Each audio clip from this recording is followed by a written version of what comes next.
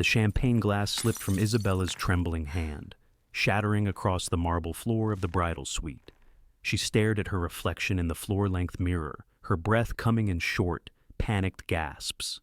The wedding dress, custom Valentino, worth more than most people earned in a year, suddenly felt like a straitjacket. "You can do this," she whispered to herself, but the voice that came out didn't sound like her own, because it wasn't.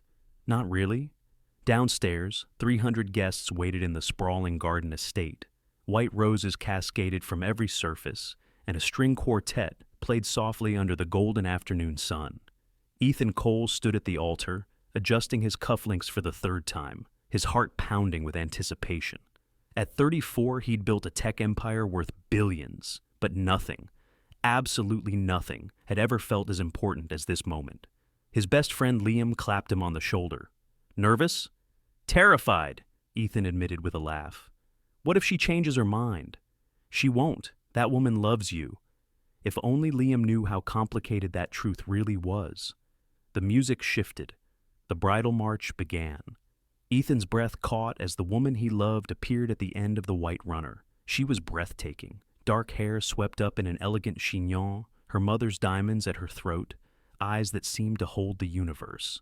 But as she walked toward him, something flickered across her face. Fear? Guilt? It vanished so quickly he convinced himself he'd imagined it. Their eyes met. She tried to smile, but it didn't quite reach her eyes. "You look beautiful," he mouthed. She nodded, her bouquet trembling in her grip. The ceremony blurred by in a haze of vows and promises. When the officiant asked if she took Ethan to be her lawfully wedded husband, she hesitated. Just for a second. Just long enough for Ethan's heart to skip. "I do," she finally said, her voice barely above a whisper. Ethan slipped the ring onto her finger, relief flooding through him. "I do," he said firmly, sealing their fate. "You may kiss the bride." As their lips met, applause erupted around them, but she pulled away quickly, too quickly, leaving Ethan with a strange sense of unfinished business. He squeezed her hand as they walked back down the aisle together, newly married, and she squeezed back, but her palm was slick with sweat. At the reception, she excused herself to the restroom. Inside her clutch, her phone buzzed. She pulled it out with shaking hands and read the message that made her blood run cold.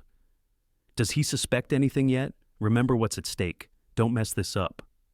She deleted the message immediately, splashed cold water on her face, and returned to the reception with a practiced smile.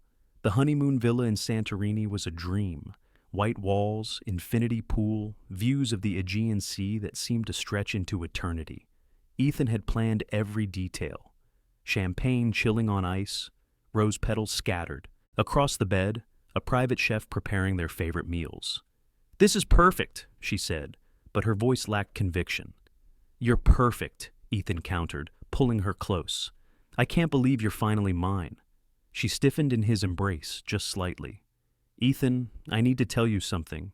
Whatever it is, it can wait," he murmured, kissing her neck. "Right now, I just want to be with my wife." Guilt crashed over her in waves, but she let him lead her inside. Over the next 3 days, Ethan noticed things. Small things at first. She didn't remember their first date at the rooftop restaurant in Milan, the one where he'd proposed under the stars.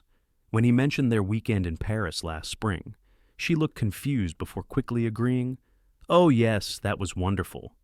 But they hadn't gone to Paris. They'd gone to Barcelona. One evening, as they walked along the beach, he pointed to the small scar on her shoulder. "I forgot to ask. Where did you get that?" She touched it instinctively, her eyes widening. It's old, from childhood. You never mentioned it before." "It's not important," she said quickly, pulling her shawl tighter around her shoulders. The next morning, when the hotel concierge delivered breakfast to their room, he smiled warmly. "Good morning, Ms. Sofia. How are you enjoying your stay?" She froze, her coffee cup halfway to her lips. "Sofia," Ethan repeated, confused. "He meant Isabella," she laughed, but it sounded forced. Some people just can't get names right. The concierge looked puzzled, but didn't correct himself. After he left, an uncomfortable silence settled between them. "Is everything okay?" Ethan asked. "You've seemed distant since the wedding." "I'm fine," she insisted. Just adjusting. Marriage is a big change. For both of us, he agreed, but doubt had planted itself in his mind like a seed. That night, while she slept, Ethan lay awake, replaying every strange moment. The hesitation at the altar, the forgotten memories, the wrong name. His rational mind told him he was being paranoid, but his instinct screamed that something was wrong. When they returned to his mansion in Connecticut, the feeling only intensified. She wandered the halls like a stranger in a museum, studying family photos with an odd detachment. She asked where things were, the library, the music room, the wine cellar, even though she'd been there dozens of times before. "Did you redecorate?" she asked one morning. "Nothing's changed," Ethan said carefully. "Are you sure you're feeling all right?" "I'm fine. Stop worrying." But he couldn't stop. Not when Liam came over for dinner and stared at her throughout the meal. "What?" she finally snapped, unnerved by his scrutiny. "Nothing," Liam said. "You just look different, lighter somehow, like a weight's been lifted." "That's what marriage does," Ethan joked, but his smile didn't reach his eyes. Later, after she'd gone to bed, Liam pulled Ethan aside. "Don't you think it's weird how different she seems since the accident?" Ethan's blood turned to ice. "What accident?" Liam's eyebrows shot up. "The car accident, 2 months before the wedding. It was all over the tabloids. Isabella was hospitalized, disappeared from public for weeks. You're telling me she never mentioned it?" Ethan felt the ground shift beneath his feet. "Show me." Liam pulled out his phone and searched. Within seconds, he'd found the articles. Billionaire's fiancé injured in mysterious car crash. Isabella Hartwell vanishes after accident. Family refuses comment. Where is Ethan Cole's bride-to-be? The photos showed a mangled car, police tape, and a brief statement from the Hartwell family's publicist about privacy during a difficult time. The articles were dated 8 weeks before their wedding. "How do you not know about this?" Liam asked incredulously. "She told me she was traveling for work, tied up with family business overseas." Ethan's hands trembled as he scrolled through article after article. "She said she couldn't wait to see me again." "Ethan, that doesn't add up." "I know." His voice was hollow. After Liam left, Ethan couldn't sleep. He sat in his study until 3 in the morning, a glass of scotch untouched beside him, staring at those articles. When dawn broke, he knew what he had to do.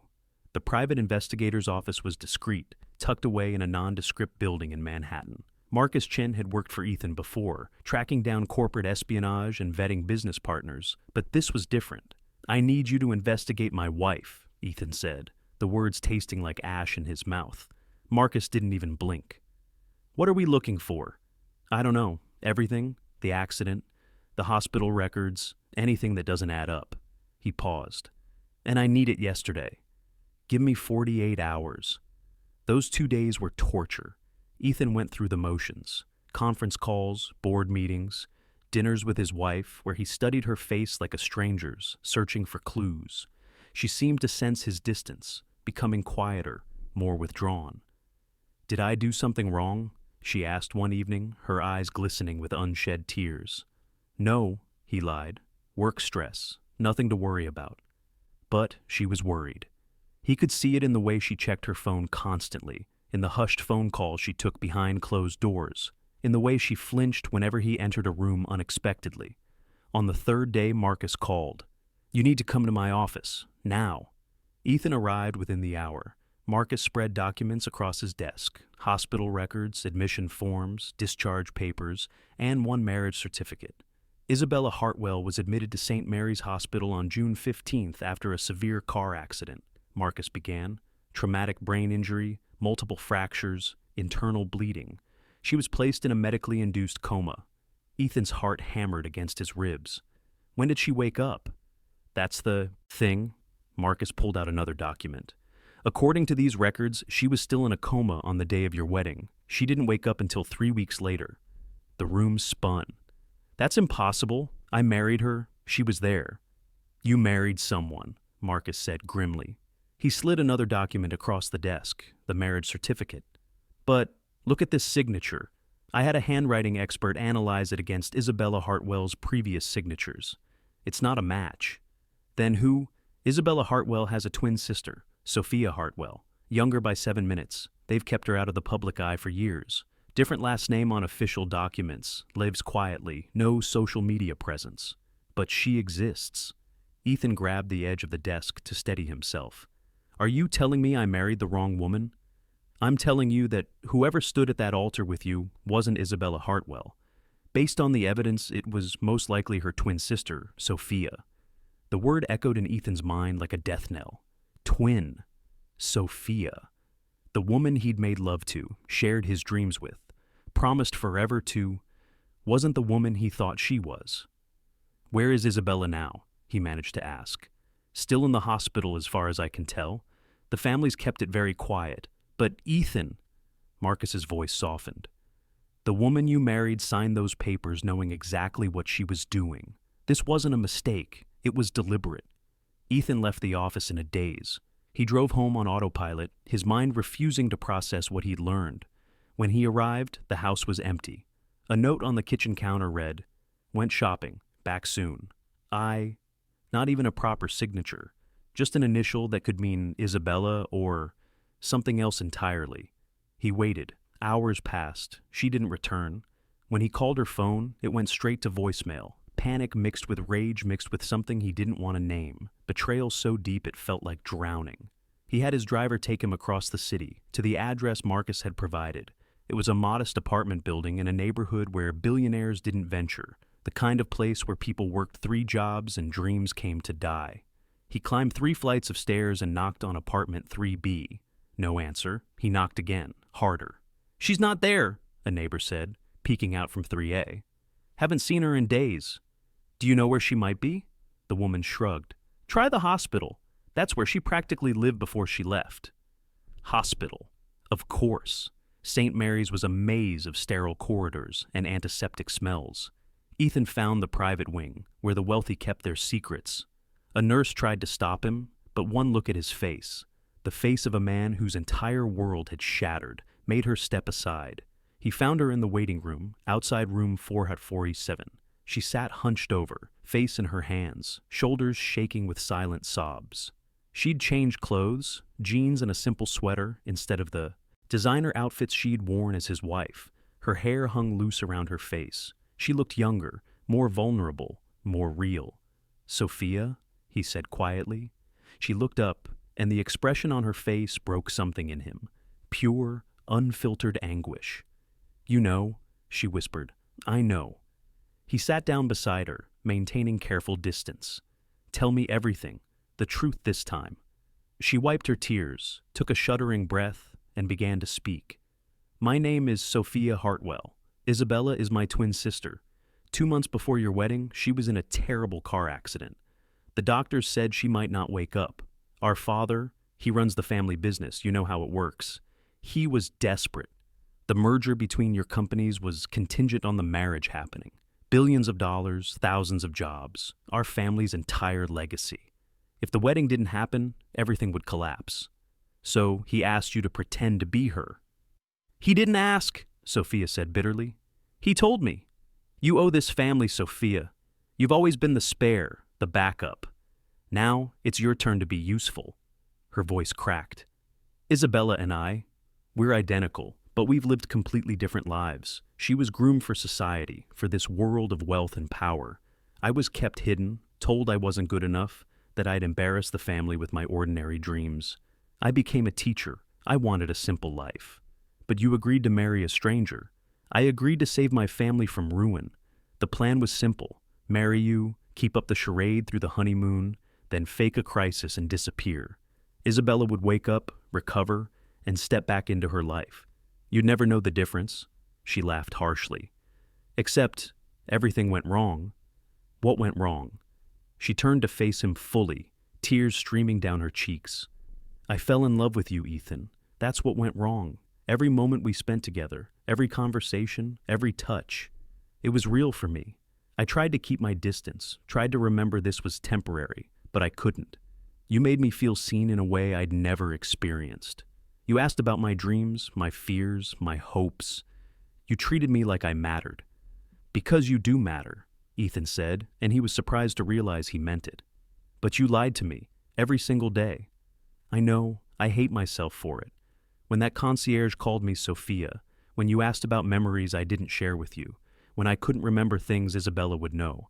I wanted to tell you so many times, but I was terrified. Terrified of losing you, of disappointing my family, of facing the consequences of this massive lie. So you just kept lying. Yes. She hung her head.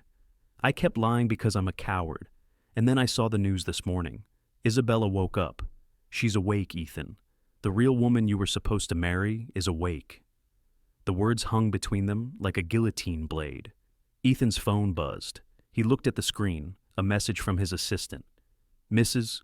Cole's family has requested an urgent meeting. They say it's about Isabella. They're going to tell you everything, Sofia said. They have to. Isabella knows what we did. She's going to be furious. We? Me? I did this? I stole her life, her fiancé, her future. Sofia stood up abruptly. I'm leaving, Ethan. Tonight, I'll disappear, and you can pretend this never happened. You can be with Isabella, the woman you actually fell in love with, the woman you chose. Except I didn't fall in love with Isabella, Ethan said quietly. I fell in love with you, the woman who laughed at my terrible jokes, the woman who cried at sunset, the woman who talks to stray cats and leaves books of poetry on the nightstand. That was you, wasn't it? Not her. Sofia's breath hitched. You don't understand. Isabella is... She's everything you wanted. Sophisticated, connected, perfect for your world. Maybe she was what I thought I wanted. But what I need... He stopped, overwhelmed by the magnitude of his own confusion. I don't know what I need anymore. Before she could respond, the door to room 447 opened. A doctor emerged, followed by a woman who looked exactly like Sofia, but different. Her eyes were harder, colder, calculating. She wore a hospital gown, but carried herself like royalty. Isabella Hartwell had woken up.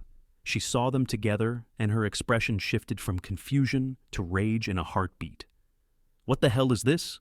Her voice was sharp, accusatory. What is she doing here? Isabella, Sofia started, moving toward her sister. Don't! Isabella held up a hand. Don't you dare come near me. She turned to Ethan, and her face softened into something that almost looked like affection, but felt performative.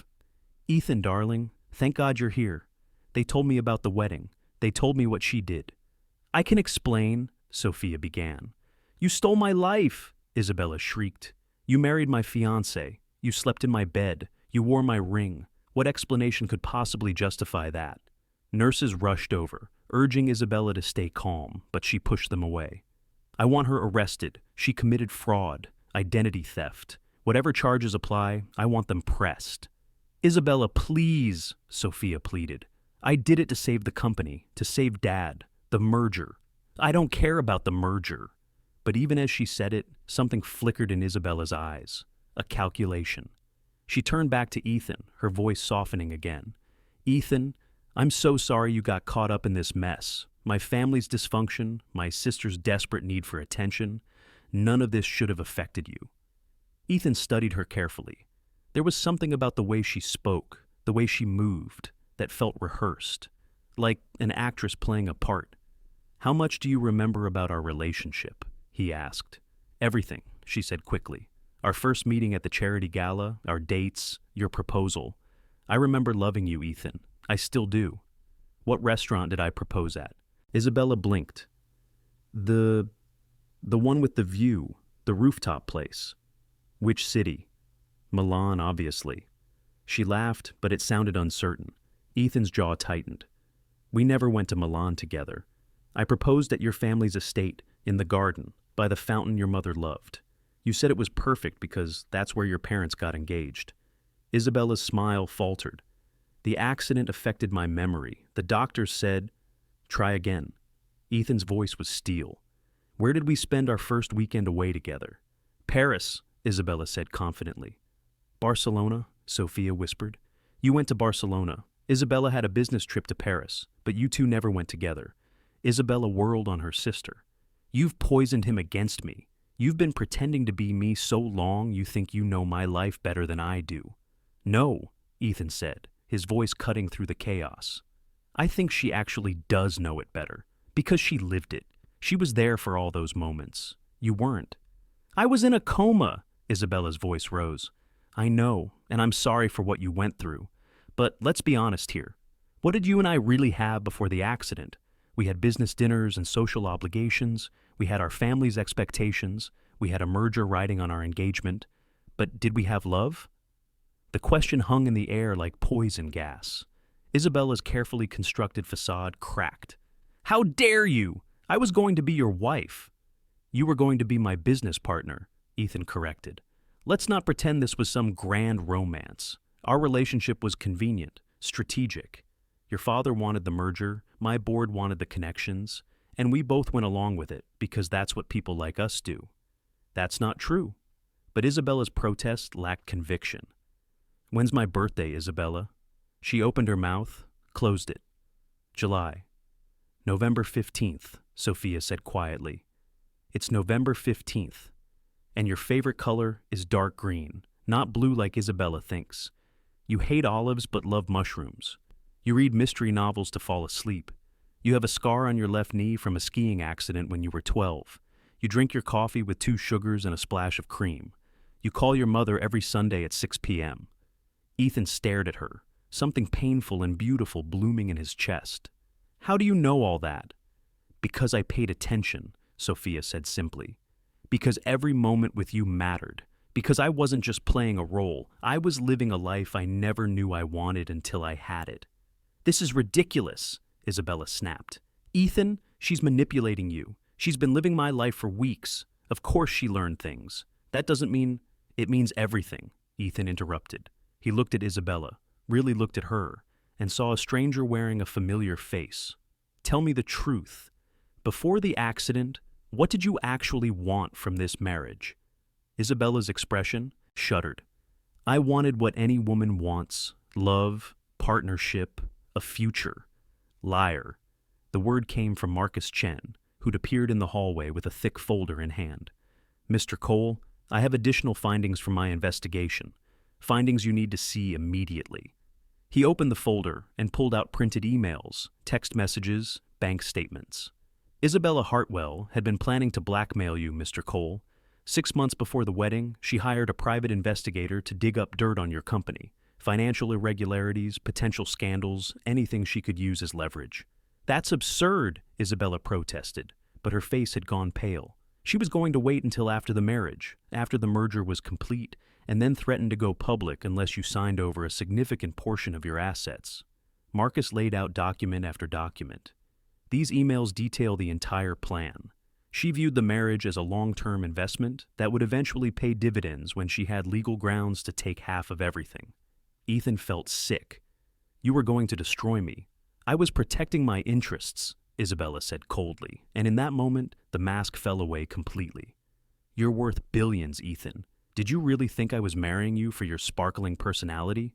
This is how our world works. Strategic alliances, calculated risks. I was simply playing the game better than you. Except the accident ruined your plans, Sofia said, understanding flooding her features. That's why Dad was so desperate for the wedding to happen. Not just for the merger, for you. Because you'd told him about the blackmail scheme, and he knew if it came out, the family would be ruined. Shut up, Isabella hissed. You know nothing. I know everything, Sofia countered. I found your files, your backup plans, your exit strategies. I found all of it when I moved into your apartment to study your life. You never loved Ethan. You saw him as a mark, a very wealthy mark. The hallway erupted into chaos. Hospital security arrived. The Hartwell family lawyer showed up, demanding everyone stay quiet. But through it all, Ethan felt a strange clarity settle over him. I need to go, he said quietly, looking at Sofia. I need to think. I understand, she replied, tears flowing freely now. Ethan, I'm so sorry, for all of it. You deserved better. You deserved the truth. Maybe. But what I got was you. And despite everything, despite the lies and the betrayal and the absolute insanity of this situation, I don't regret a single moment we spent together. He walked away, leaving both sisters, the lawyer, the investigator, and the chaos behind. For 3 days, Ethan didn't leave his mansion. He didn't take calls. He didn't attend meetings. He sat in his study and replayed every moment of his relationship with both Isabella and Sofia, trying to separate truth from fiction. On the 4th day, Sofia's letter arrived by courier. His hands trembled. As he opened it, "Dear Ethan, by the time you read this, I'll be gone. I've left the country. I can't tell you where because I don't want you to come looking for me, even though part of me desperately hopes you will. What I did was unforgivable. I lied to you, deceived you, built a relationship on a foundation of fraud. You deserve someone honest, someone real, someone who doesn't come with a criminal record and a family full of manipulators. I want you to know that every moment was real for me. Every laugh, every touch, every whispered confession in the dark. That was Sofia, not Isabella. That was me loving you with everything I have. I hope someday you can forgive me. I hope someday you find happiness with someone who deserves you. You're the best thing that ever happened to me, even if I was the worst thing that happened to you. All my love, Sofia." Ethan read the letter 17 times. Then he called Marcus. "Find her," he said. "I don't care what it costs. Find her." It took 3 months. 3 months of following leads, checking flight manifests, tracking credit cards. 3 months during which Isabella tried to win him back with apologies and promises, all while her lawyers attempted to salvage the merger and avoid criminal charges for her blackmail scheme. 3 months during which Ethan discovered that the woman he'd married, the one he thought was Isabella, had been more real than any relationship he'd ever had. He finally found her in a small coastal town in Greece, working at a seaside cafe under an assumed name. She looked different, simpler, happier, free from the weight of pretending to be someone else. Ethan walked into the cafe on a warm afternoon in October. She was wiping down tables, humming softly to herself. When she saw him, she dropped the cloth she was holding. "How did you find me?" she whispered. "I had help, and I'm very motivated." He walked toward her slowly. "I've had a lot of time to think, Sofia, about what you did, about what we had, about what I want." "Ethan, please don't—" "I want you," he said simply. "Not Isabella, not some perfect socialite who fits into my world. You, the woman who cries at sunsets and talks to cats and makes terrible puns and actually sees me instead of my bank account. I lied to you. Yes, and that hurt.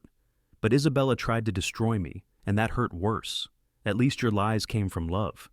He pulled the wedding ring from his pocket, the same ring he'd placed on her finger months ago.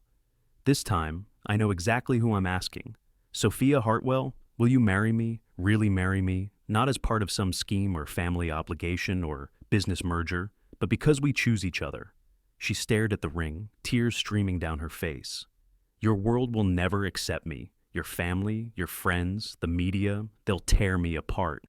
Then we'll build a new world, one where we get to choose who we are and who we love." He knelt down right there in the empty cafe. "I choose you, Sofia. I choose truth over perfection. I choose messy and complicated and real over carefully constructed facades. I choose us." She dropped to her knees in front of him, cradling his face in her hands. "I choose you too. I always will." Their kiss tasted like tears and coffee and second chances. When they finally pulled apart, Sofia was smiling through her tears. "Does this mean I have to go back to Connecticut?" "Eventually. But first, I thought we might actually have a real honeymoon. One where we're both exactly who we say we are." She laughed, the sound filling the small cafe with joy. "I'd like that. Sometimes love finds us through the most unexpected paths. Sometimes the biggest lies lead us to the deepest truths. And sometimes the person you thought you were marrying turns out to be exactly who you needed all along. You just didn't know it yet." Ethan and Sofia walked out of that cafe, hand in hand, ready to face whatever came next, together, honestly, finally free. If this story kept you on the edge of your seat, if you felt every twist and every emotion, don't forget to subscribe for more captivating stories. Leave a comment below telling me which moment shocked you most, the wedding deception or Isabella's true intentions. Hit that like button and share this with someone who loves a good romantic mystery. Trust me, you won't want to miss what's coming next.